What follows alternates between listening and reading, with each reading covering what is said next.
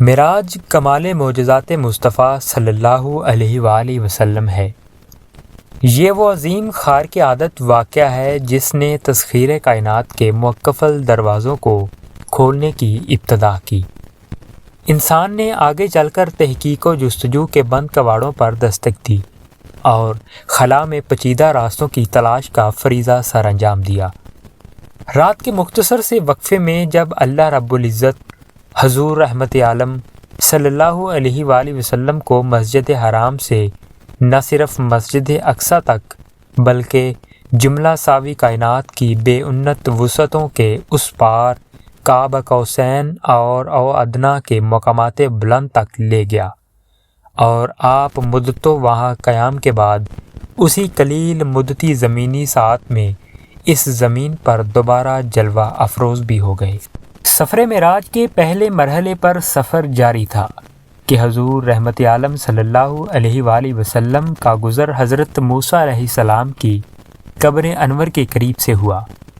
آپ نے دیکھا کہ وہ اپنی قبر انور میں کھڑے نماز ادا کر رہے تھے۔ انبیاء صف بصف آپ کے استقبال کے لیے کھڑے تھے۔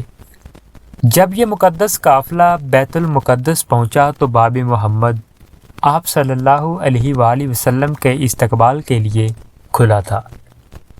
جبرائیل امین علیہ السلام نے اپنی انگلی سے دروازے کے قریب موجود ایک پتھر میں سوراخ کیا اور براق کو اس سے باندھ دیا۔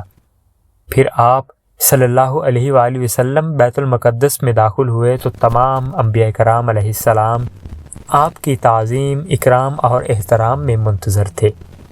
انہیں حضور صلی اللہ علیہ وآلہ وسلم کی امامت میں نماز پڑھنے کا شرف حاصل ہوا۔ انبیاء حضور علیہ السلام کی ابتدا میں نماز ادا کر کے ادب و احترام مصطفیٰ صلی اللہ علیہ وآلہ وسلم سے مشرف ہو چکے تو آسمانی سفر کا آغاز ہوا، اس لیے کہ ہر زمینی عظمت حضور علیہ السلام کے قدموں کا بوسہ لے چکی تھی۔ پہلے آسمان پر پہنچ کر آسمان کے دروازے پر دستک دی گئی۔ وہ اب پہلے سے منتظر تھا۔ آواز آئی، کون ہے؟ جبرائیل علیہ السلام نے جواب دیا، میں جبرائیل ہوں۔ آواز آئی، آپ کے ساتھ کون ہے؟ جواب دیا، یہ محمد صلی اللہ علیہ وآلہ وسلم ہے۔ آج کی رات انہیں آسمانوں پر پذیرائی بخشی جائے گی۔ آسمان کا دروازہ کھل گیا اور پوچھنے والے نے حضور علیہ السلام کی بارگاہ بے پناہ میں سلام عرض کرنے کی سعادت حاصل کی۔ پھر آپ صلی اللہ علیہ وآلہ وسلم آسمانوں کی طرف بڑھے اور جب آسمان دنیا پر آئے تو دروازہ کھٹکھٹایا۔ آواز آئی، کون؟ جبرائیل امین نے کہا، جبرائیل۔ پھر کہا گیا، آپ کے ساتھ کون ہے؟ انہوں نے کہا، محمد صلی اللہ علیہ وآلہ وسلم۔ پھر پوچھا گیا کہ انہیں بلایا گیا ہے؟ جبرائیل نے کہا، ہاں۔ آواز آئی، خوش آمدید، کتنا اچھا آنے والا آیا ہے۔ رحمت عالم صلی اللہ علیہ وآلہ وسلم کی ملاقات حضرت آدم علیہ السلام سے ہوئی۔ انہیں بتایا گیا کہ یہ آپ کے جلیل القدر فرزند ہیں، یہی حضرت محمد صلی اللہ علیہ وآلہ وسلم ہیں۔ آقائے دو جہان نے دادا جان کہہ کر آدم علیہ السلام کی بارگاہ میں سلام ارشاد فرمایا۔ حضرت آدم علیہ السلام نے سلام کا جواب بھی عرض کیا اور اپنے عظیم فرزند کو دعاؤں سے بھی نوازا۔ اس کے بعد مہمان عرش حضور پر نور صلی اللہ علیہ وآلہ وسلم کو دوسرے آسمان کی طرف اٹھایا گیا۔ پہلے آسمان کی طرح وہ اب نے دوسرے آسمان کا بھی دروازہ کھولا۔ یہاں حضور علیہ السلام کی سیدنا عیسیٰ علیہ السلام اور یحییٰ علیہ السلام سے ملاقات ہوئی۔ اس یادگار ملاقات اور آسمان کے ملکوتی مشاہدات کے بعد آپ کو تیسرے آسمان کی طرف اٹھایا گیا۔ تیسرے آسمان پر حضور علیہ السلام کی ملاقات سیدنا یوسف علیہ السلام سے کرائی گئی۔ تیسرے آسمان کے مشاہدات نورانی کے بعد آپ کو چوتھے آسمان پر پہنچایا گیا۔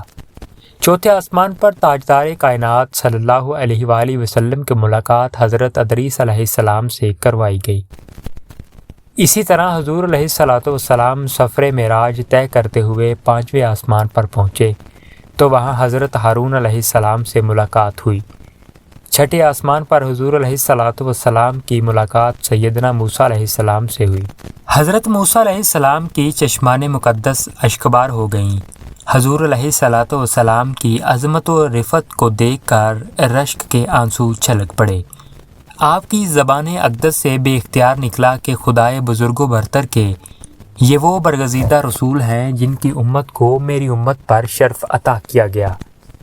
میری امت پر جسے بزرگی عطا ہوئی یہ وہی رسول برحق ہیں جن کی امت کو میری امت کے مقابلے میں کثرت کے ساتھ جنت میں داخل کیا گیا۔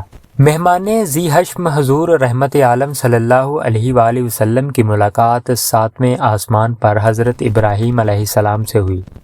اس کے بعد آپ صلی اللہ علیہ وآلہ وسلم جو تخلیق میں واحد ہستی ہیں جبرائیل امین کے ساتھ سدرۃ المنتہا تک سفر کیا۔ اس مقام پر اللہ تعالیٰ نے انسانوں کو 5 نمازوں کا تحفہ عنایت کیا۔